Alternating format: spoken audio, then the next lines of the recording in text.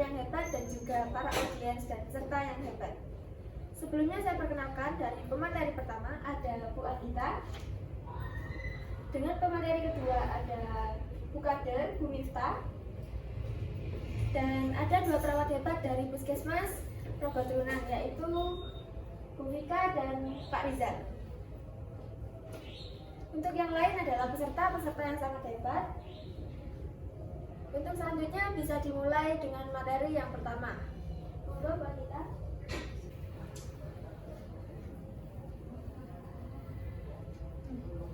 Assalamualaikum warahmatullahi wabarakatuh. Waalaikumsalam warahmatullahi wabarakatuh. Halo ibu-ibu, gimana nih kabarnya hari ini? Alhamdulillah baik. Perkenalkan, saya Anita sebagai pemateri pada sore hari ini. Mohon maaf sebelumnya karena keterbatasan waktu, posternya tadi sudah dikirim di grup ya, bisa dilihat, dicek di handphonenya masing-masing. Nah, karena di kampung sebelah sudah banyak sekali kasus-kasus demam berdarah denggi, jadi acara penyuluhan ini kita lakukan agar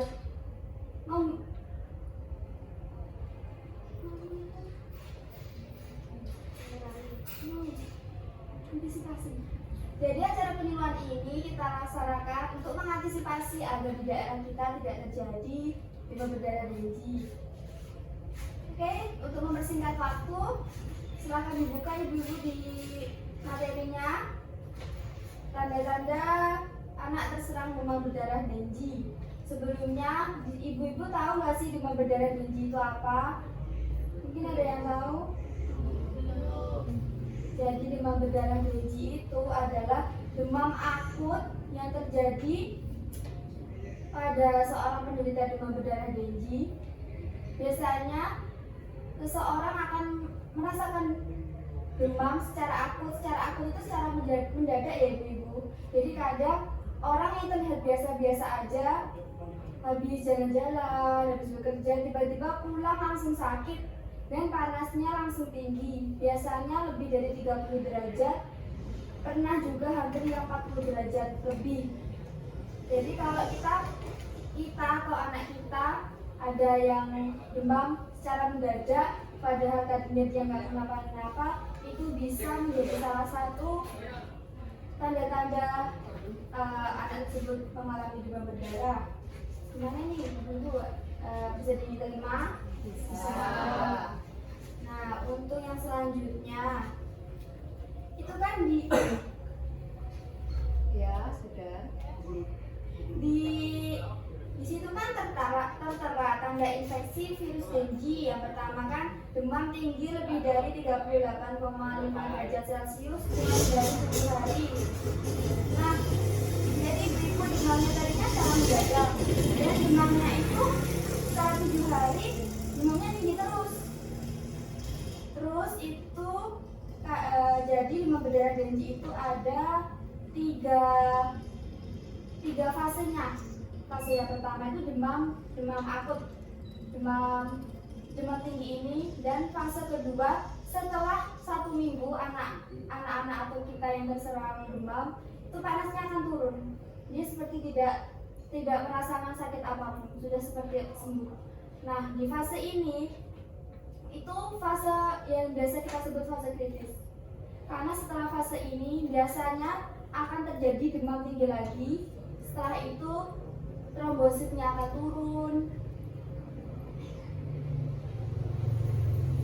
Setelah itu trombositnya akan turun, terjadi kebocoran plasma darah. Biasanya, nah makanya itu kenapa demam berdarah biasanya terdapat bintik-bintik di ruang-ruang di tubuhnya itu. Nah, setelah melewati fase kritis itu, apabila segera ditangani, insya Allah semua akan aman, kita akan sembuh. Nah, apabila kita tidak mengetahui masa-masa kritis ini, banyak sekali kasus anak-anak orang meninggal karena TB. Itu karena mereka tidak mengerti, kurang paham gimana sih cara menangani masa-masa kritis ini. Biasanya anaknya udah demam 1 minggu tadi, anaknya udah sehat, demam lagi. Itu cuma dikasih obat aja, nggak dibawa ke dokter lagi. Seharusnya anak di fase kritis ini sudah harus mendapat penanganan yang tepat. Dan selanjutnya adalah fase recovery. Fase recovery ini fase-fase pemulihan setelah melewati masa kritis. Kalau kita mendapatkan penanganan yang tepat, kita akan melewati masa kritis itu dan akan memasuki masa recovery. Masa ini tuh biasanya terjadi 2 atau 3 hari setelah kita melewati fase kritis. Kita harus selalu memantau cairan yang masuk. Di sini kan ada tanda-tanda nih. Ada remang pada kulit, nyeri kepala, nyeri belakang mata, nyeri otot, nyeri sendi. Ada terjadi mual muntah, nyeri perut diare pada anak. Nah, tanda bahaya untuk penderita Dengue itu kan ada yang tidak buang air kecil lebih dari 4-6 jam. Itu sudah termasuk tanda-tanda anak kekurangan cairan. Jadi setelah melewati masa kritis, kita harus selalu memantau cairan anak kita seperti fesesnya, BAB dan BAK-nya anak kita, dan pasokan cairan yang masuk ke dalam tubuh. Dan ini kadar trombosit di fase ini akan meningkat. Jadi kan saya tadi udah bilang di fase kritis itu trombosit anak akan turun. Jadi mungkin nanti kalau setelah kita keluar dari rumah sakit biasanya kan akan kontrol ya, itu nanti akan bisa dicek lagi.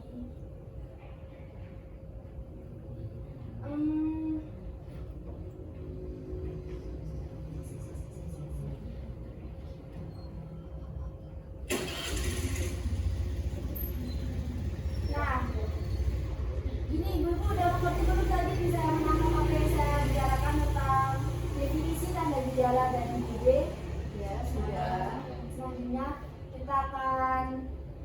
saya akan menjelaskan gimana sih cara mencegah demam berdarah Dengue.